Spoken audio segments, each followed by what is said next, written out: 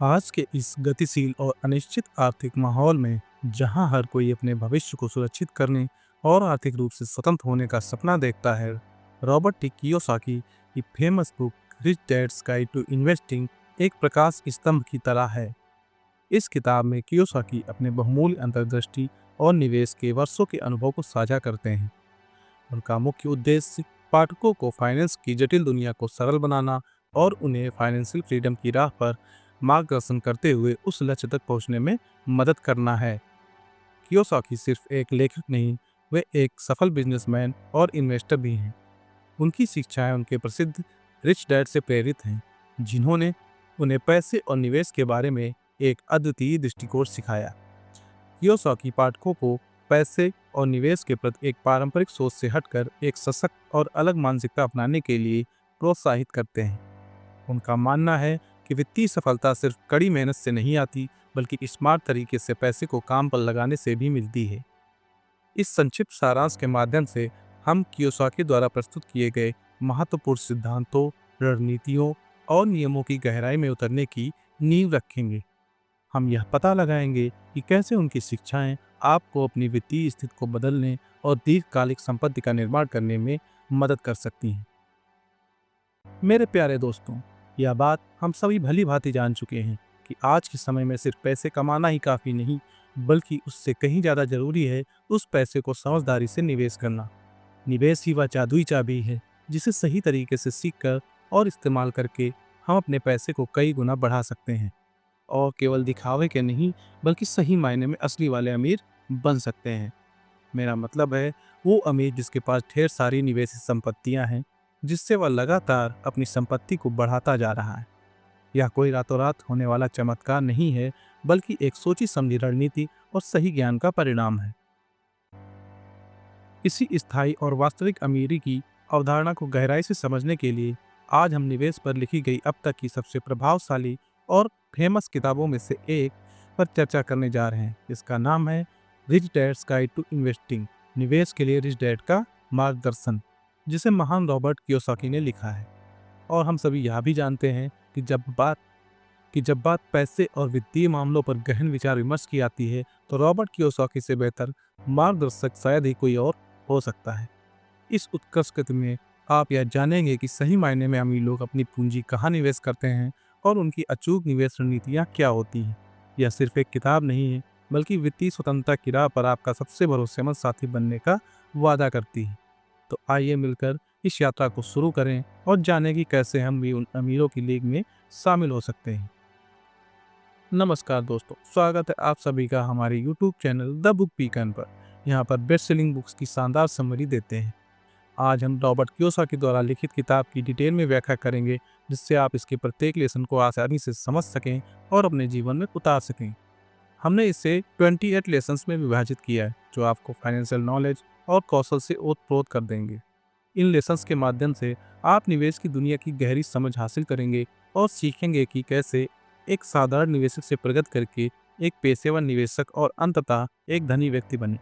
यह किताब आपको निवेश की बुनियादी बातों से लेकर उन्नत रणनीतियों तक एक व्यवस्थित तरीके से आगे बढ़ने में मदद करेगी।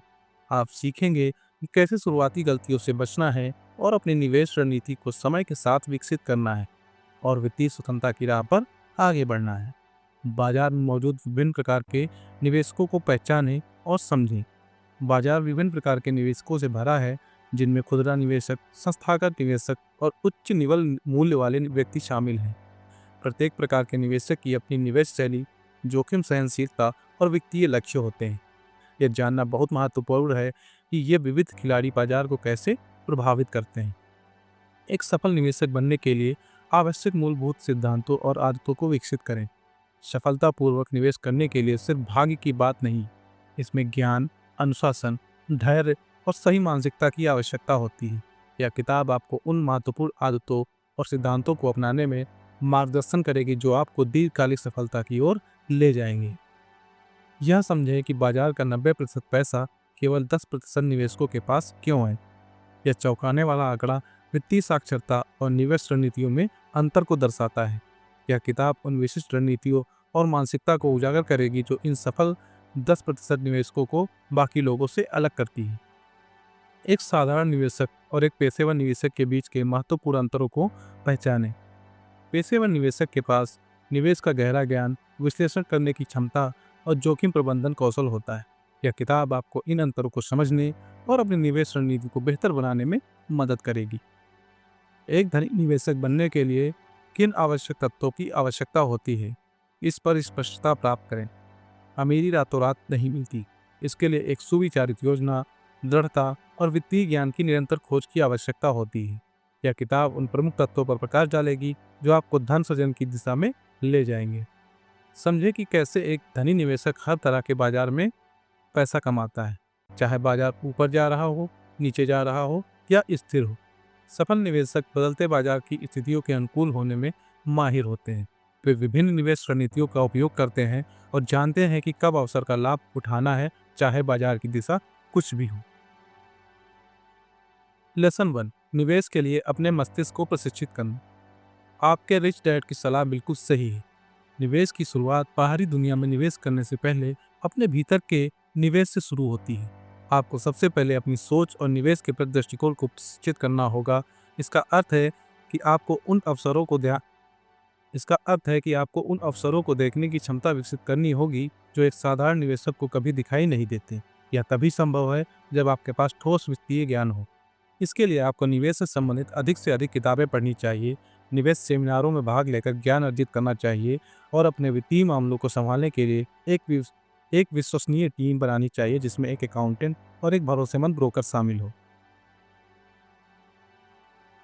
जितना अधिक ज्ञान आप प्राप्त करेंगे, उतना ही आपका मस्तिष्क निवेश के लिए प्रशिक्षित होगा। यहाँ 5 ऐसी अनुशंसित पुस्तकें दी गई हैं जो आपको निवेश की दुनिया को एक नई दृष्टि से देखने में मदद करेंगी। One up on wall street, यह किताब आपको दैनिक जीवन में निवेश के अवसरों को पहचानने और अपनी समझ का उपयोग करके लाभ कमाने की शक्ति सिखाती है। कॉफी कैन इन्वेस्टिंग, यह दीर्घकालिक निवेश और उन कंपनियों में बने रहने के महत्व पर जोर देती है जिनमें आप विश्वास करते हैं। I will teach you to be rich, यह किताब व्यक्तिगत वित्त प्रबंधन और स्वचालित निवेश रणनीतियों पर व्यावहारिक सलाह प्रदान करती है। द इंटेलिजेंट इन्वेस्टर, यह निवेश की एक क्लासिक किताब है जो आपको मूल्य निवेश के सिद्धांतों और बाजार के उतार चढ़ाव से खुद को बचाने के तरीकों के बारे में सिखाती है। रिच डैड पुअर डैड, यह किताब पैसे के बारे में है, पारंपरिक सोच को चुनौती देती है और वित्तीय स्वतंत्रता प्राप्त करने के लिए एक अलग दृष्टिकोण प्रस्तुत करती है। लेसन 2, धन की नींव का निर्माण। अपनी वित्तीय यात्रा की शुरुआत में यह तय करना महत्वपूर्ण है कि आप आर्थिक रूप से किस समूह का हिस्सा बनना चाहते हैं, गरीब, मध्यम वर्ग या अमीर। यह सिर्फ एक आकांक्षा नहीं, बल्कि एक सचेत निर्णय है जो आपकी भविष्य की वित्तीय रणनीति को आकार देगा। एक बार जब आप अपना लक्ष्य समूह निर्धारित कर लेते हैं, तो उस समूह में सफलता प्राप्त करने के लिए आवश्यक शिक्षा प्राप्त करें। एक स्पष्ट योजना बनाएं और सफलता प्राप्त करने के लिए कड़ी मेहनत करने के लिए तैयार रहें। ध्यान रहे, यह सबसे महत्वपूर्ण कदम है क्योंकि इससे आपको अपने अंतिम लक्ष्य की स्पष्टता मिलेगी।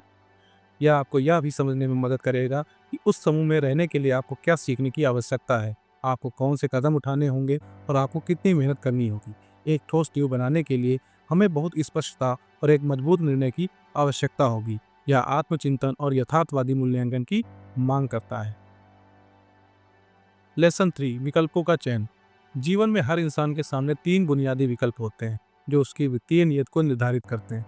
सुरक्षा, इस मानसिकता वाले लोग जोखिम से बचते हैं और नौकरी की सुरक्षा को प्राथमिकता देते हैं।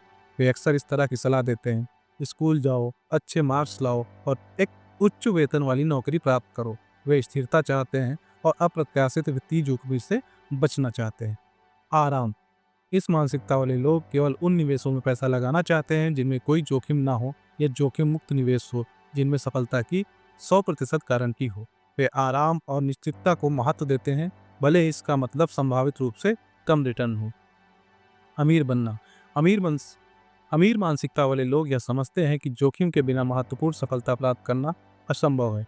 इसलिए वे लगातार अपने वित्तीय ज्ञान को बढ़ाने पर ध्यान केंद्रित करते हैं ताकि जोखिम को कम से कम किया जा सके और लाभ को अधिकतम किया जा सके। वे सक्रिय रूप से जानकारी की तलाश करते हैं, सीखते हैं और गणनात्मक जोखिम लेने को तैयार रहते हैं। इसलिए सोच समझ कर चुनाव करें क्योंकि आपकी पसंद के आधार पर ही आपके निवेश के परिणाम निर्भर करेंगे। आपका चुनाव आपकी मानसिकता, आपके कार्य और अंततः आपकी वित्तीय सफलता को निर्धारित करें। सुरक्षा प्रदान करती है, सुरक्षा प्रदान करती है, तो वो वहीं कुछ लोग अपने बच्चों की अच्छी परवरिश और शिक्षा को सबसे महत्वपूर्ण इन्वेस्टमेंट मानते हैं, क्योंकि वे मानते हैं कि यह उनके भविष्य को बेहतर बनाएगा। कुछ लोग अपने कौशल को विकसित करने या नया व्यवसाय शुरू करने में समय और पैसा लगाने को इन्वेस्टमेंट मानते हैं। इसलिए इन्वेस्टमेंट अपने आप में एक बहुत व्यापक विषय है, जिसमें विभिन्न प्रकार की रणनीतियाँ, उत्पाद और दृष्टिकोण शामिल हैं। इस विशाल क्षेत्र के बारे में विशिष्ट और संपूर्ण ज्ञान किसी एक व्यक्ति के पास नहीं हो सकता। अलग अलग लोग अपनी जानकारी और अनुभव के अनुसार पैसा कमाते हैं और उसी ज्ञान को दूसरों के साथ शेयर करते हैं। यही कारण है कि आपको इन्वेस्टमेंट के बारे में अलग अलग राय और सलाह सुनने को मिलती है, जो कभी कभी एक दूसरे के विपरीत भी हो सकती है। इस विविधता और व्यापारिकता के कारण ही इन्वेस्टमेंट कई लोगों के लिए जटिल और भ्रमित करने वाला लग सकता है। यह सबक आपको यह समझने में मदद करता है कि इन्वेस्टमेंट की जटिलता का कारण स्वयं इन्वेस्टमेंट नहीं, बल्कि इसे देखने और समझने के लिए अलग अलग तरीके हैं। लेसन 4, इन्वेस्टमेंट एक प्लानिंग है। यह सबक इन्वेस्टमेंट की बुनियादी अवधारणा पर एक महत्वपूर्ण दृष्टिकोण प्रदान करता है। यह बताता है कि इन्वेस्टमेंट सिर्फ कोई उत्पाद जैसे कोई share, bond, real estate investment या कोई व्यवसाय नहीं, बल्कि यह एक योजना है। यह एक रणनीति है जो आपको अपने वित्तीय लक्ष्यों, जिसे हम गोल ए कह सकते हैं, से अपने अंतिम वित्तीय लक्ष्य, जिसे हम गोल बी कह सकते हैं, तक ले जाने में मदद करेगी।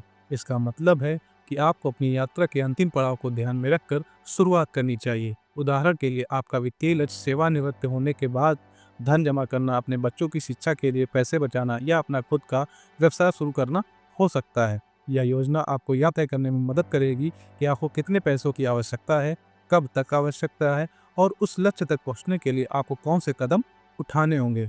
यह योजना इस बात पर निर्भर नहीं करती है कि आपको केवल एक ही उत्पाद से सफलता मिलेगी या उसके लिए अलग अलग उत्पादों को बदलने की आवश्यकता पड़ेगी। लचीलापन इस योजना का एक महत्वपूर्ण हिस्सा है। उदाहरण के लिए, आपका लक्ष्य 40 से 50 लाख रुपए कमाने का हो सकता है। इस लक्ष्य को प्राप्त करने के लिए आपको विभिन्न प्रकार के वित्तीय उत्पादों और रणनीतियों का उपयोग करने की आवश्यकता हो सकती है, जैसे कि share, mutual fund, real estate, यहाँ तक कि अपना खुद का व्यवसाय शुरू करना। यह सबक आपको किसी एक उत्पाद या योजना से चिपके रहने के खिलाफ चेतावनी देता है, भले ही उससे फायदा ना हो रहा हो। कई लोग भावनात्मक रूप से अपने निवेश से जुड़े रहते हैं और नुकसान होने पर भी उन्हें बेचने या बदलने में हिचकिचाते हैं। यह सबक इस मानसिकता से बाहर निकलने और अपने लक्ष्यों को प्राथमिकता देने पर जोर देता है। आज के समय में जहां इन्वेस्टमेंट के विकल्प बहुत ज़्यादा हैं, वहां एक अच्छी प्लानिंग उतनी ही ज़्यादा महत्वपूर्ण हो जाती है। विभिन्न प्रकार के उत्पादों और रणनीति विभिन्न प्रकार के उत्पादों और रणनीतियों के बीच चुनाव करना मुश्किल हो सकता है, लेकिन एक सुविचारित योजना आपको सही दिशा में मार्गदर्शन करेगी और आपको अनावश्यक जोखिम लेने से बचाएगी। एक योजना पर टिके रहना महत्वपूर्ण है, क्योंकि यह आपको अनुशासित रहने और तात्कालिक आवेगों से बचने में मदद करता है, लेकिन उतना ही महत्वपूर्ण है जरूरत पड़ने पर उसी योजना में बदलाव लाना, क्योंकि वित्तीय बाजार और आपकी परिस्थितियां समय के साथ बदल सकती हैं। एक सफल निवेशक वही होता है जो अपनी योजना को समय समय पर समीक्षा करता है और आवश्यकता अनुसार उसमें बदलाव करता है। संक्षेप में, इन्वेस्टमेंट कोई जादुई फार्मूला नहीं, बल्कि एक सोच समझकर बनाई गई और लगातार अनुकूलित की जाने वाली यात्रा है।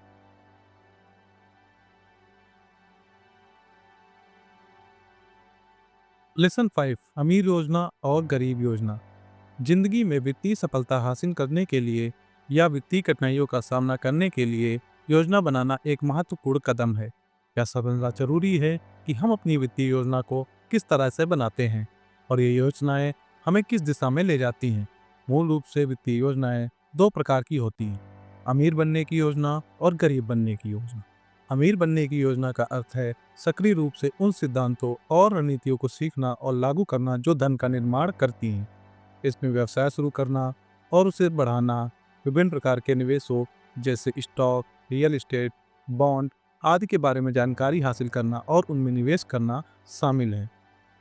अमीर बनने की योजना का प्राथमिक लक्ष्य शुरू में अपनी वित्तीय सुरक्षा सुनिश्चित करना है, यानी इतना पैसा होना कि आपकी बुनियादी जरूरतें पूरी हो सकें और आपके पास कुछ आपातकालीन पैसा होना चाहिए। इसके बाद एक आरामदायक जीवन जीने के लिए निष्क्रिय आय के स्रोत बनाना महत्वपूर्ण है। निष्क्रिय आय वह आय है जो नियमित कार्य किए बिना उत्पन्न होती है, जैसे कि किराए की आय, लाभांश या ऑनलाइन व्यवसाय से कमाई हुई आमदनी। यह आपको समय की स्वतंत्रता देती है और आपको अमीर बनने की दिशा में आगे बढ़ने में मदद करती है। इसके विपरीत गरीब बनने की योजना अक्सर परंपरागत और निष्क्रिय दृष्टिकोणों पर आधारित होती है। इसमें मुख्य रूप से नौकरी करना शामिल है, जहां आप अपने समय और कौशल के बदले में एक निश्चित वेतन प्राप्त करते हैं।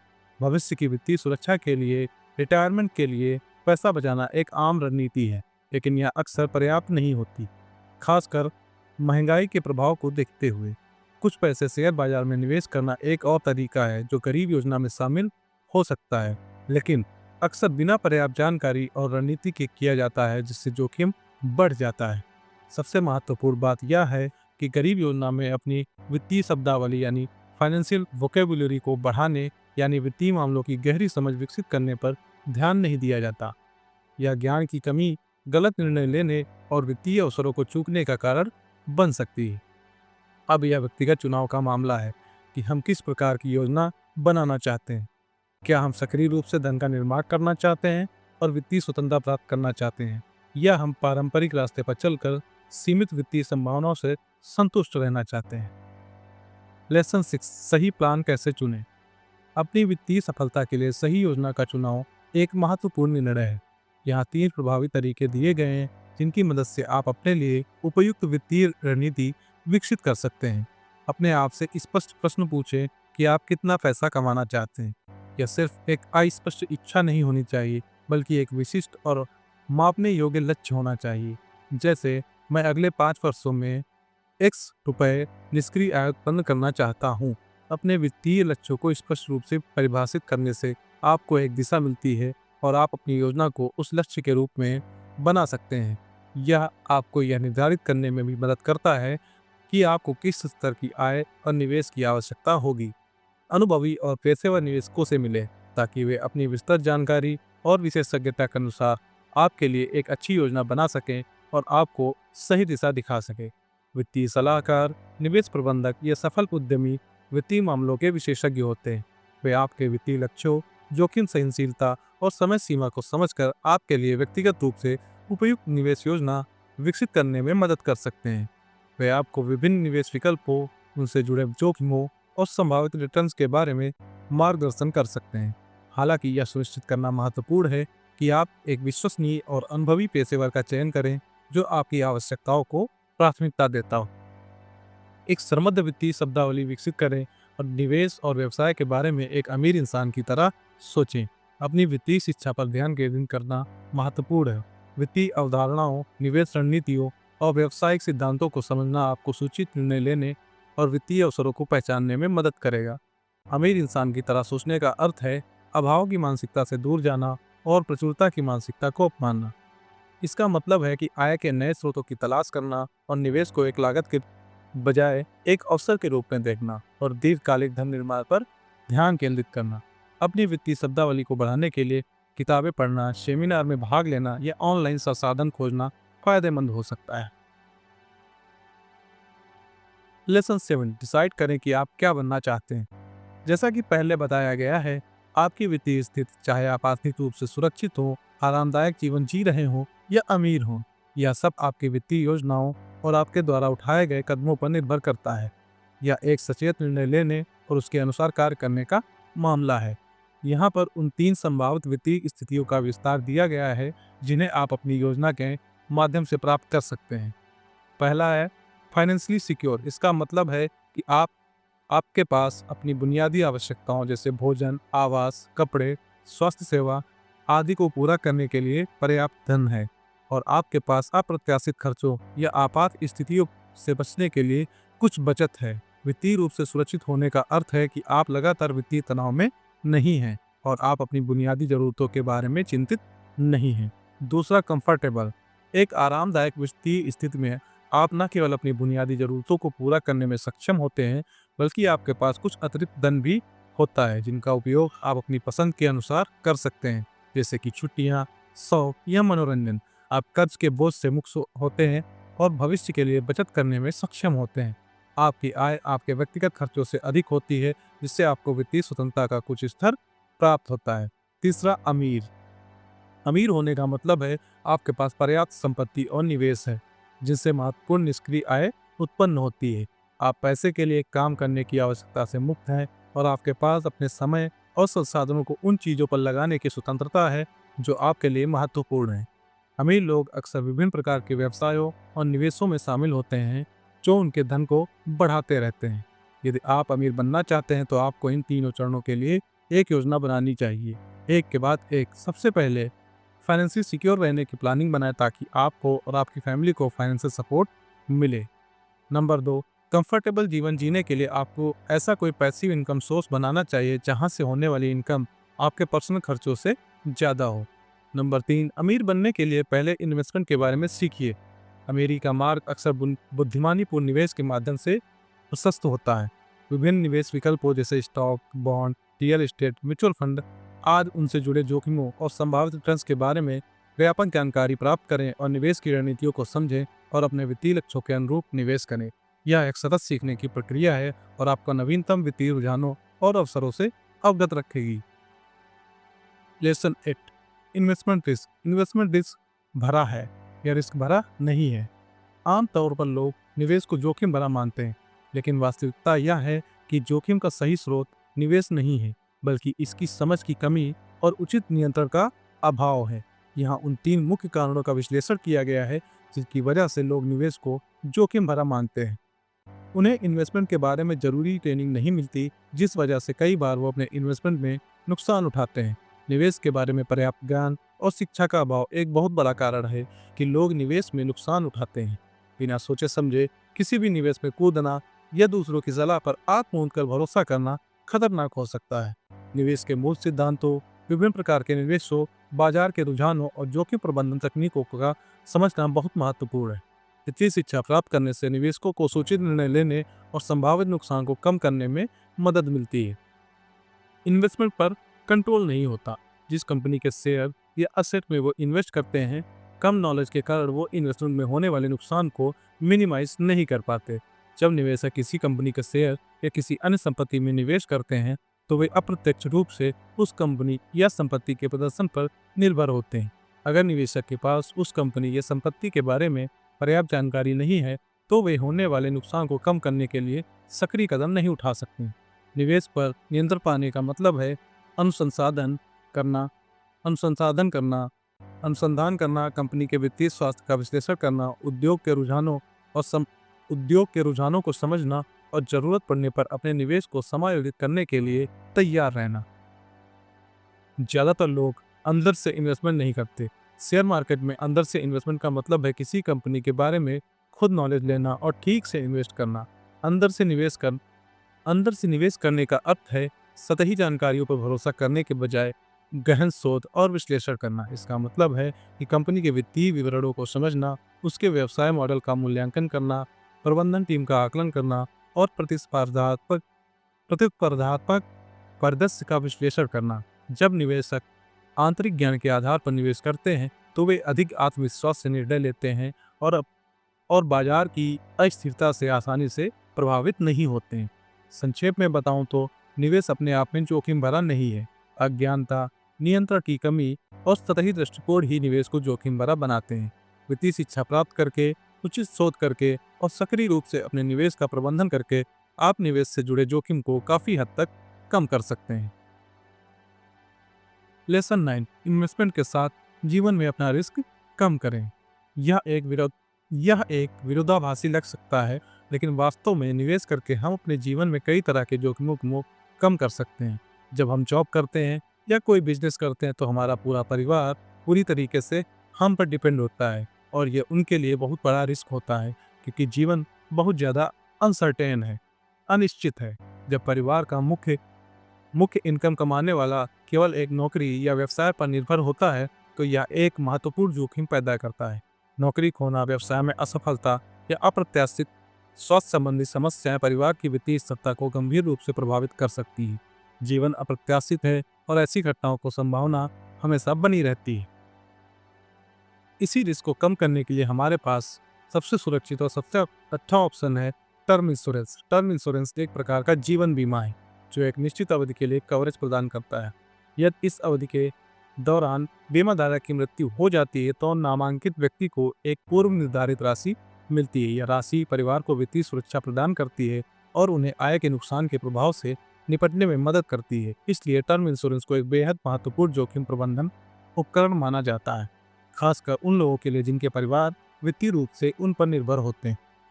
इसके अतिरिक्त विविध निवेश पोर्टफोलियो इसके विपरीत कई प्रकार के निवेश पोर्टफोलियो बनाकर भी हम अपने जीवन में जोखिम कम कर सकते हैं। केवल एक ही संपत्ति या निवेश में सारा पैसा लगाने के बजाय विभिन्न प्रकार की संपत्तियों जैसे स्टॉक, बॉन्ड, रियल एस्टेट में निवेश करने से जोखिम फैल जाता है। यदि एक निवेश खराब प्रदर्शन करता है तो अन्य निवेश संभावित रूप से उस नुकसान को कम कर सकते हैं।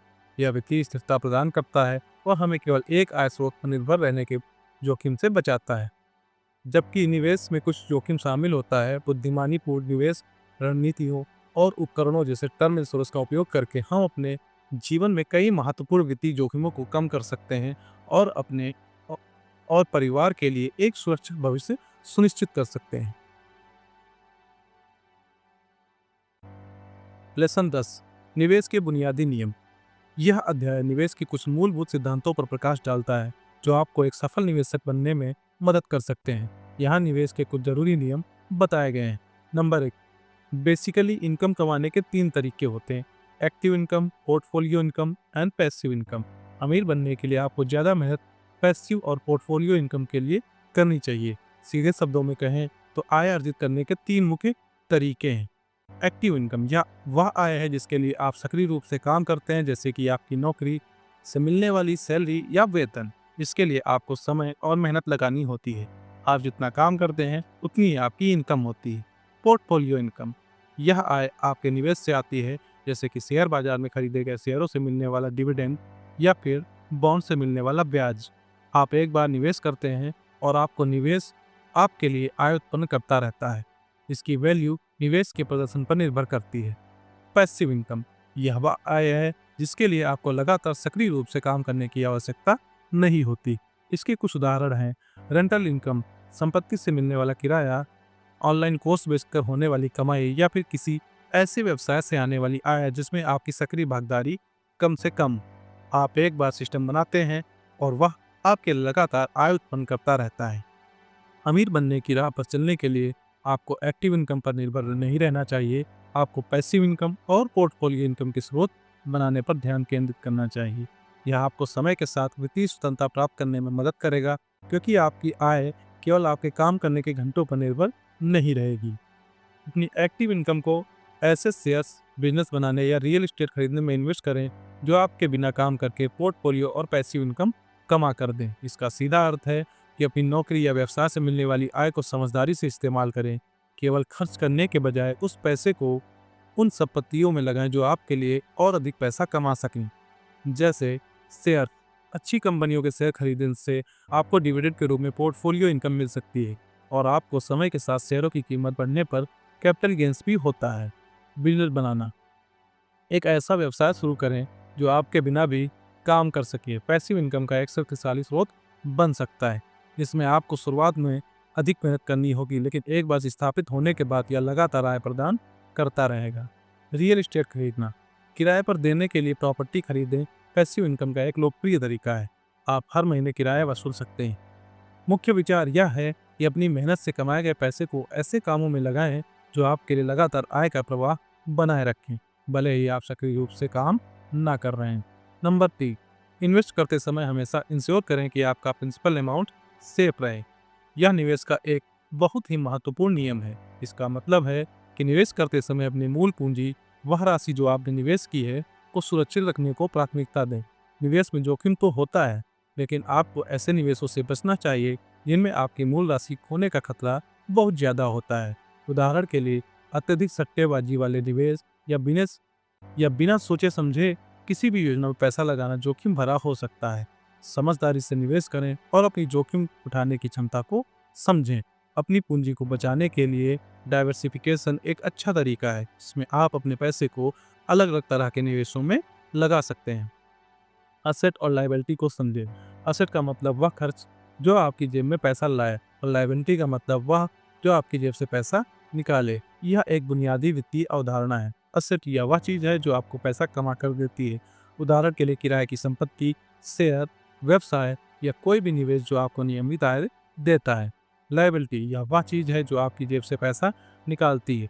उदाहरण के लिए लोन की ईएमआई, क्रेडिट कार्ड का बिल या कोई भी ऐसी चीज़ जिसके रख रखाव या इस्तेमाल में आपको पैसा खर्च करने पड़ते हैं, जैसे कि एक महंगी कार। अमीर बनने के लिए आपको ज़्यादा से ज़्यादा असेट जमा करने और लायबिलिटीज़ को कम करने पर ध्यान देना चाहिए। Professional investor.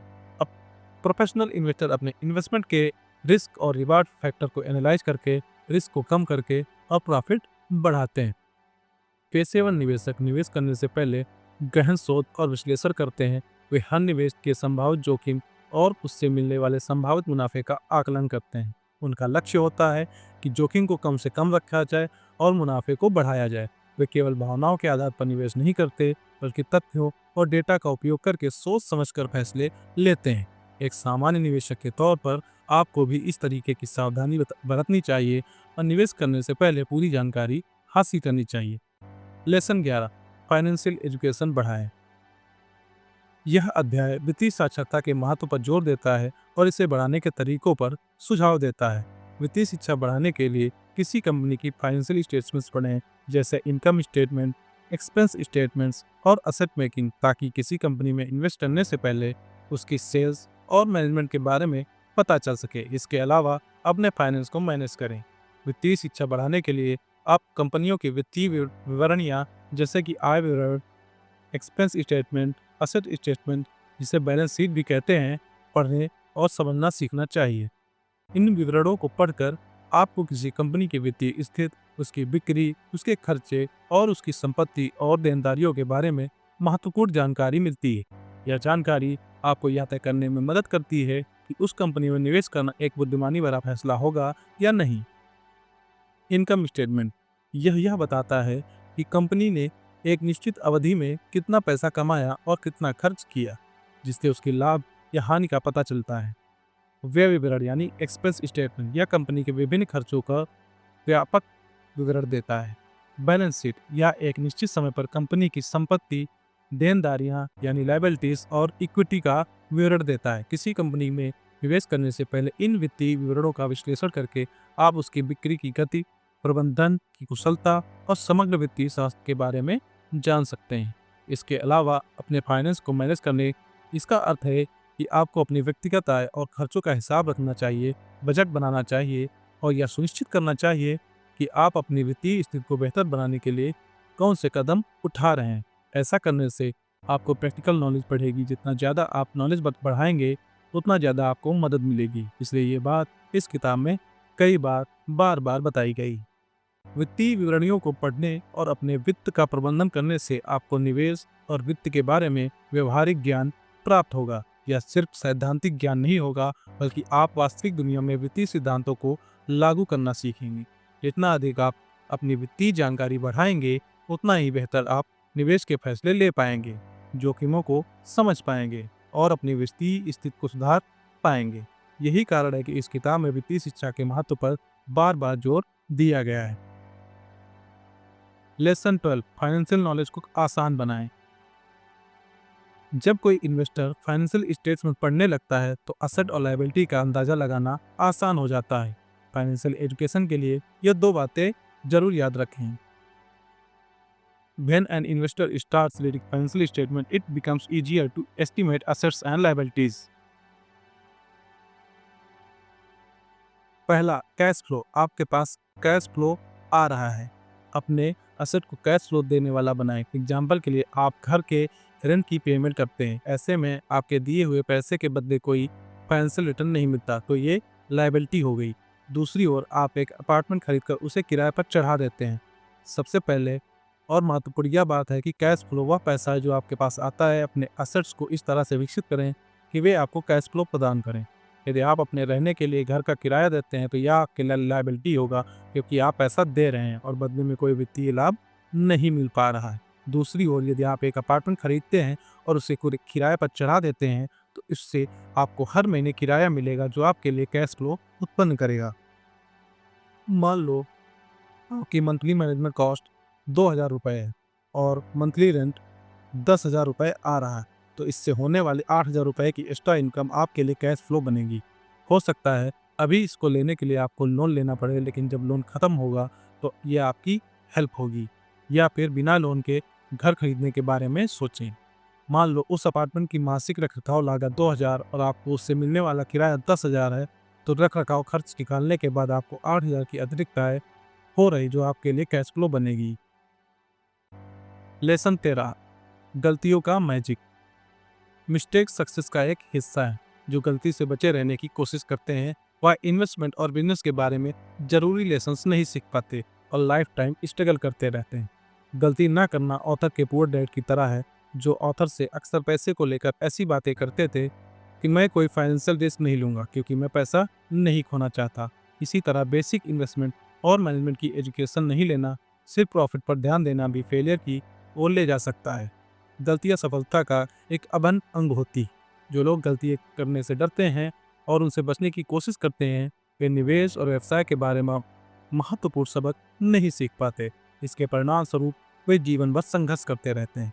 लेखक के गरीब पिताजी यानी पुअर डैड का रवैया गलती न करने का प्रतीक है। वे अक्सर लेखक से पैसे के बारे में यही कहते रहते हैं, मैं कोई वित्तीय जोखिम नहीं लूंगा क्योंकि मैं पैसे खोना नहीं चाहता। इसी तरह बुनियादी निवेश और प्रबंधन की शिक्षा न लेना और केवल मुनाफे पर ध्यान केंद्रित करना भी फेलियर की ओर ले जा सकता है। बिना ज्ञान और समझ के निवेश करना जुआ खेलने जैसा है, जिसमें नुकसान होने की संभावनाएं बहुत अधिक हो जाती हैं। दूसरी तरफ लेखक के अमीर पिताजी यानी रिच डैड फाइनेंस और इन्वेस्टमेंट की अमीर लोगों की शब्दावली सीखी। वे नई और अपरिचित क्षेत्रों को आजमाने से कभी नहीं डरते थे। वे छोटी छोटी गलतियों करने से नहीं हिचकिचाते थे, वे बल्कि उनसे सीखते थे और अगली बार बेहतर प्रदर्शन करते थे। उनका मानना था कि गलतियां सीखने और आगे बढ़ने का एक महत्वपूर्ण हिस्सा है। लेसन 14, अमीर बनने की कीमत। अमीर बनने के लिए आवश्यक मानसिकता और प्रयासों पर यह अध्याय चर्चा करता है। अगर कोई इंसान सोचता है कि पैसा कमाना मुश्किल है, तो उसके लिए यह झूठ भी सच हो सकता है। दूसरी तरफ कोई सोचता है कि दुनिया में बहुत सारा पैसा मौजूद है और मुझे अपनी फाइनेंशियल एजुकेशन बढ़ाने की ज़रूरत है ताकि मैं मनचाही इनकम कमा सकूं। यह बात भी उसके लिए सच हो सकती है, क्योंकि जैसा आप इस दुनिया को मानते हैं, दुनिया वैसा ही आपके लिए मानती है। यदि कोई व्यक्ति यह सोचता है कि पैसा कमाना मुश्किल है, तो यह झूठ भी उसके लिए सच साबित होगा। इसका सीधा सा अर्थ है, जैसा आप इस दुनिया को मानते हैं, दुनिया वैसी ही है। इस तरह की सकारात्मक मानसिकता विकसित करने के लिए विनम्र बने, लोगों की सेवा की भावना से काम करें, ज़्यादा लोगों को सर्व करें। जितने अधिक लोगों तक आप अपनी सेवा या उत्पाद पहुंचाएंगे, उतनी ही अधिक आय अर्जित करने की संभावना होगी। ज़्यादा लोगों को समस्याओं की हल करें, ज़्यादा लोगों की समस्याएं हल करें। उन समस्याओं का समाधान ढूंढें जिनका लोग सामना कर रहे हैं। जितनी बड़ी समस्या आप हल करेंगे, उतना ही अधिक आपको उसका भुगतान मिलेगा। ऐसा करने से बदले में आपको अच्छी पेमेंट मिलेगी और आपके लिए अमीर बनना आसान और तेज हो जाएगा। जब आप दूसरों को मूल्य प्रदान करते हैं, तो आपको स्वाभाविक रूप से पुरस्कृत किया जाता है।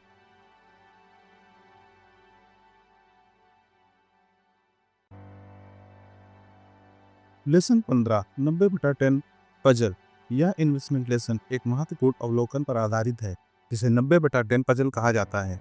यहाँ लेखक उन दो स्पष्ट रूप से विभाजित निवेशक समूहों के बीच के अंतर को उजागर करते हैं। 10% निवेशक जिनके पास निवेश की दुनिया का 90% पैसा है, और बाकी 90% निवेशक जो कुल उपलब्ध पैसे का केवल 10% ही कमा पाते हैं। यह विरोधाभास कई निवेशकों को हैरान करता है, और इस लेसन में इसी रहस्य को उजागर किया गया है। जो 10% निवेशक 90% पैसा कमाते हैं, उनकी सफलता का रहस्य ज़्यादा से ज़्यादा असेट बनाने पर ध्यान केंद्रित करना होता है। वे सक्रिय रूप से अपने 3E को विकसित करने पर जोर देते हैं ताकि वे अपना खुद का व्यवसाय या असेट बना सकें। ये 3E संभवतः एजुकेशन, एक्सपीरियंस और एंटरप्राइज का प्रतिनिधित्व करते हैं। उदाहरण के लिए, यह निवेशक सीधे एक नई कंपनी स्थापित करने में शामिल हो सकते हैं, उसकी वृद्धि के लिए मेहनत करते हैं और फिर सार्वजनिक रूप से शेयर जारी करके यानी IPO इशू करके और मार्केट में उन शेयर्स को बेचकर अपनी मेहनत का फल प्राप्त करते हैं।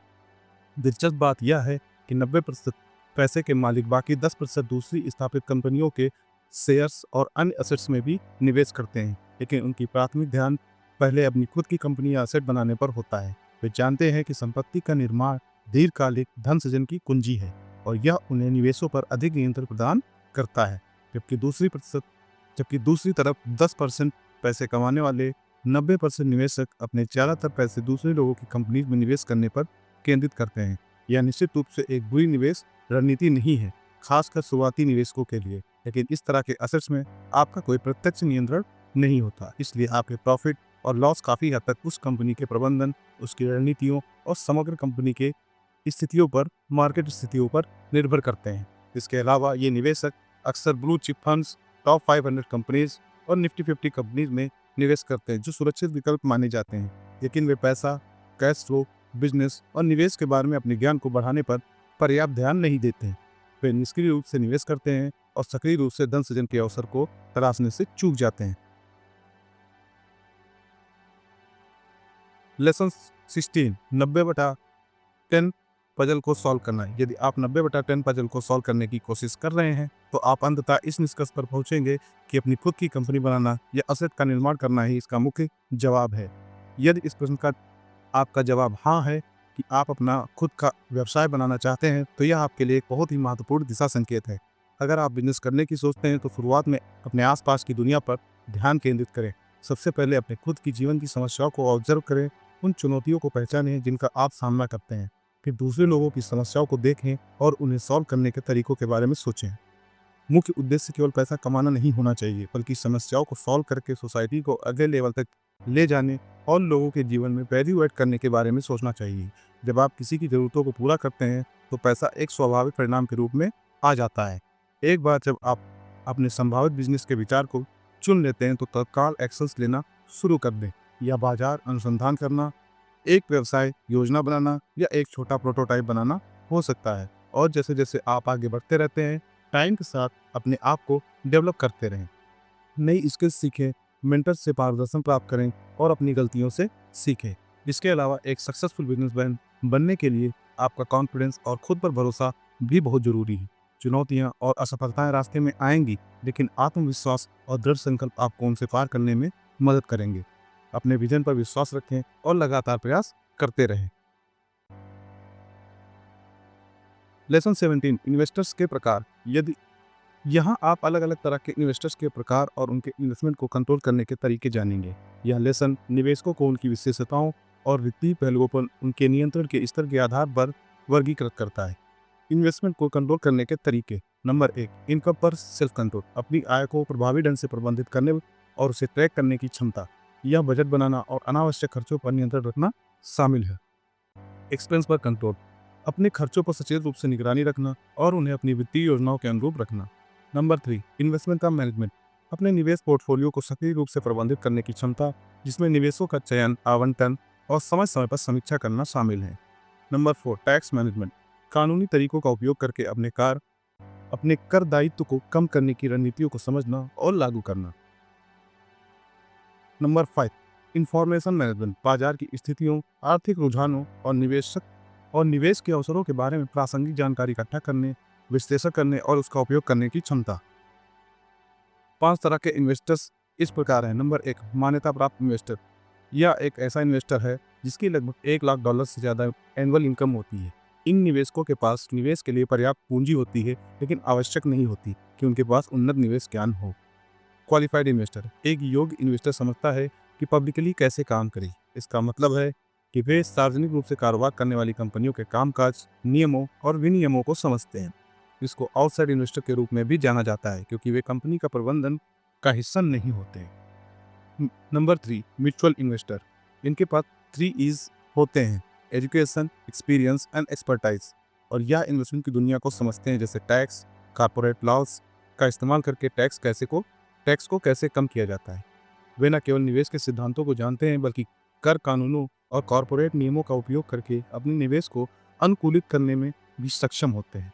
इनसाइड इन्वेस्टर यह कंपनी मैनेजमेंट के अंदर बना रहता है, उन्हें जानता है और उनके डिसीजंस पर इम्पैक्ट डालता है। इन निवेशकों के पास कंपनी की आंतरिक जानकारी तक पहुंच होती है और वे महत्वपूर्ण निर्णयों को प्रभावित कर सकते हैं। एक सक्सेसफुल इन्वेस्टमेंट के लिए इंटरनल इन्वेस्टमेंट का गोल बनाना चाहिए, जिसका अर्थ है कि निवेशकों को पहले एक ऐसी स्थिति प्राप्त करने का प्रयास करना चाहिए जहां उनके पास कंपनी के भीतर प्रभाव हो। फाइनल इन्वेस्टर एक सक्सेसफुल बिजनेस का मालिक होता है। यह निवेशक प्रकार निवेश के उच्चतम स्तर का प्रतिनिधित्व करता है, जहां व्यक्ति न केवल निवेश करता है बल्कि धन और संपत्ति का निर्माण भी करता है। लेसन 18, मान्यता प्राप्त इन्वेस्टर। जैसा कि हमने पहले ही चर्चा किया कि मान्यता प्राप्त इन्वेस्टर ज़्यादा इनकम वाले इन्वेस्टर होते हैं। उनकी पहचान उनकी उच्च आय से होती है, जो उन्हें कम निवेशित निवेशकों की तुलना में अधिक जोखिम वाले निवेशों तक पहुंचने की अनुमति देती है। मान्यता प्राप्त इन्वेस्टर अलग अलग देश के अकॉर्डिंग अलग अलग हैं। फॉर एग्जाम्पल, अमेरिका में $2 लाख इन एनुअल इनकम वाला इन्वेस्टर माना जाता है मान्यता प्राप्त इन्वेस्टर। विभिन्न देशों में मान्यता प्राप्त निवेशक की परिभाषा अलग अलग हो सकती है, अक्सर संपत्ति या आय के स्तर पर आधारित होती है। मान्यता प्राप्त इन्वेस्टर के पास बहुत पैसा होता है, लेकिन उनके पास इन्वेस्टमेंट के बारे में ज़्यादा नॉलेज नहीं होती। हालांकि उनके पास पर्याप्त वित्तीय संसाधन होते हैं, लेकिन जरूरी नहीं है कि उनके पास निवेश रणनीतियाँ और जोखिमों की गहरी समझ हो। 3 E's के बारे में बात करें तो उनके पास एक्स्ट्रा इनकम होती है, जबकि बाकी चीज़ों की कमी होती है। मान्यता प्राप्त निवेशकों के पास एक्स्ट्रा इनकम तो होती है, लेकिन उनमें अक्सर एजुकेशन और एक्सपीरियंस की कमी हो सकती है, जो उन्हें अधिक जानकार निवेशक बनने के लिए चाहिए। यहाँ ज़्यादा रिस्क वाले इन्वेस्ट भी कर देते हैं।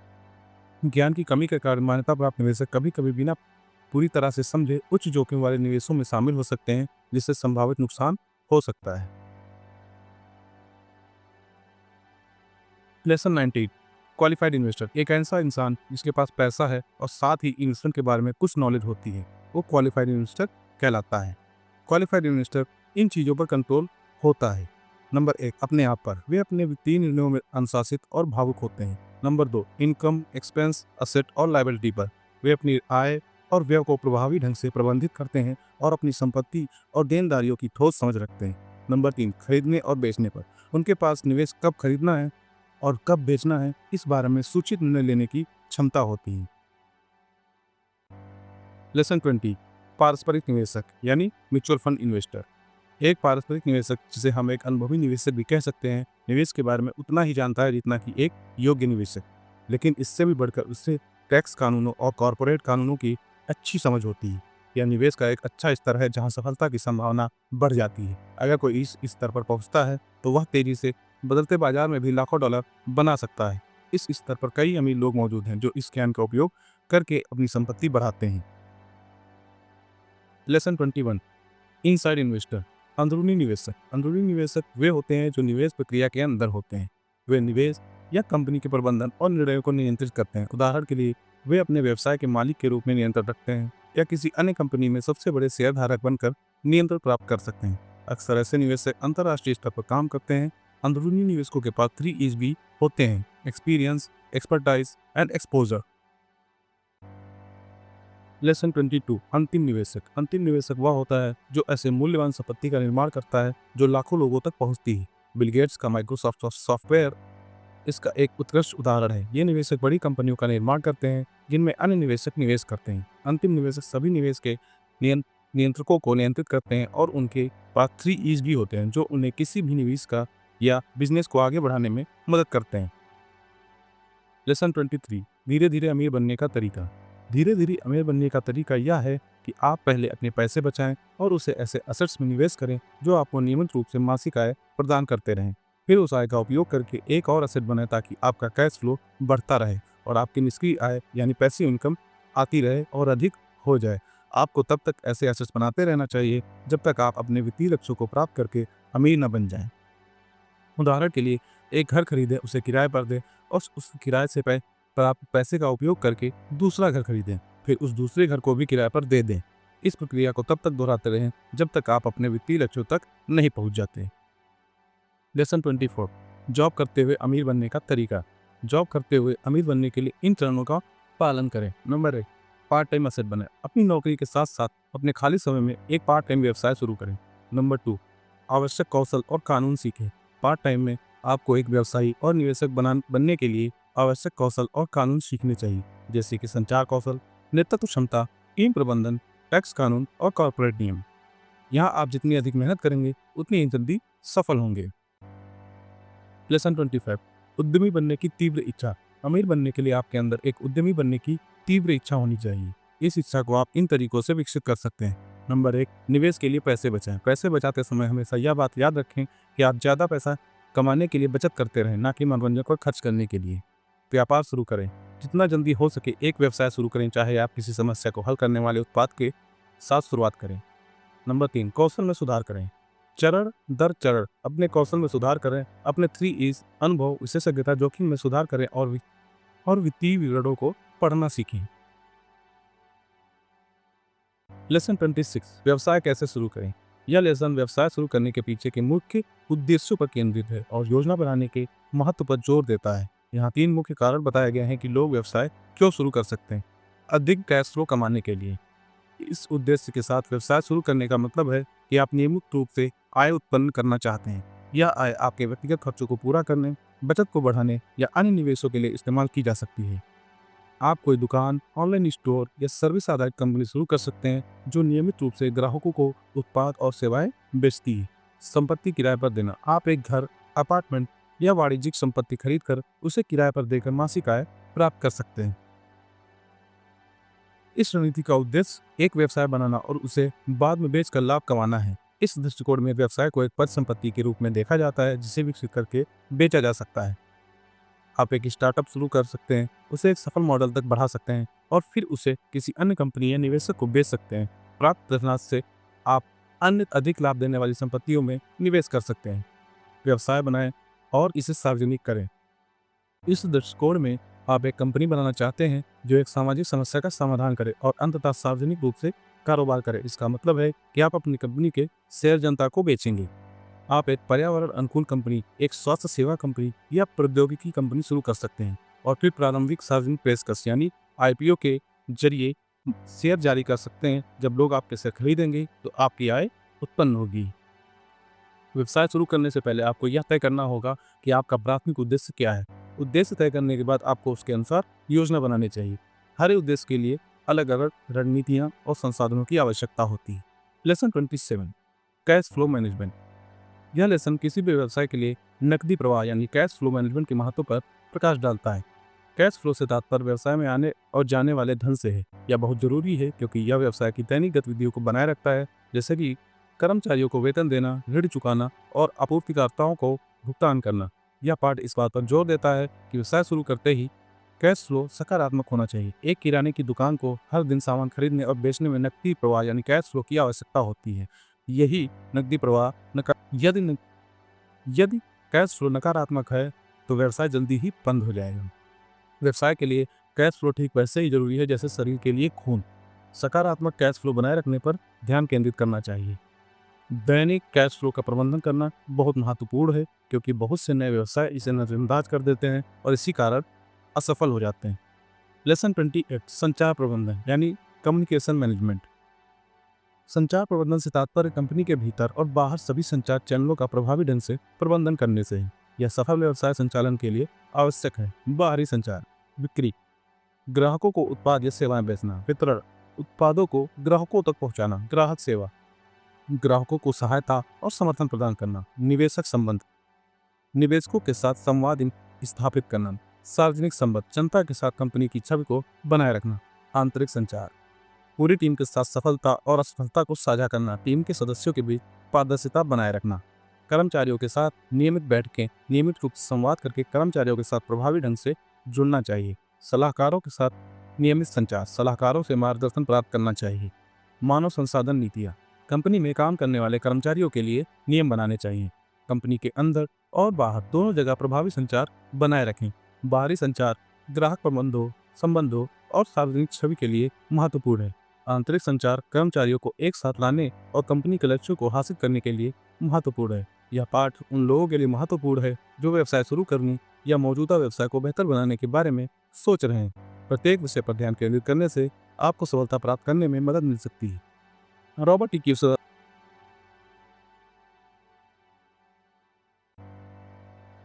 कियोसाकी द्वारा लिखित rich dad's guide to investing एक महत्वपूर्ण किताब है जो निवेश की दुनिया में महत्वपूर्ण अंतर्दृष्टि प्रदान करती है।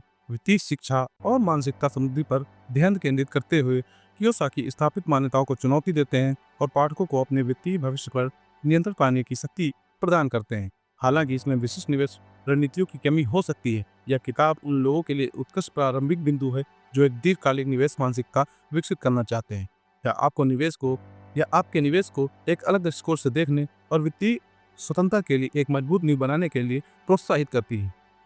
धन्यवाद दोस्तों। अगर आपने यहाँ तक इस वीडियो को देख लिया तो फटाफट हमारे YouTube channel the book beacon को सब्सक्राइब कर लें, बेल आइकन को प्रेस करके सारे नोटिफिकेशंस को ऑन कर लें ताकि आप हमारी कोई भी वीडियो मिस ना करें। वीडियो को लाइक, शेयर एंड कमेंट करना ना भूलें कि आपको वीडियो कैसा लगा। चलता हूँ, मिलते हैं नेक्स्ट वीडियो में जो आपकी लाइफ में कुछ जानकारी दे सके। तब तक के लिए बाय बाय, टेक केयर। हमेशा सीखते रहिए और एक दूसरे को हेल्प और इंस्पायर करते रहिए इस वीडियो को उनके साथ शेयर करके। जय हिंद।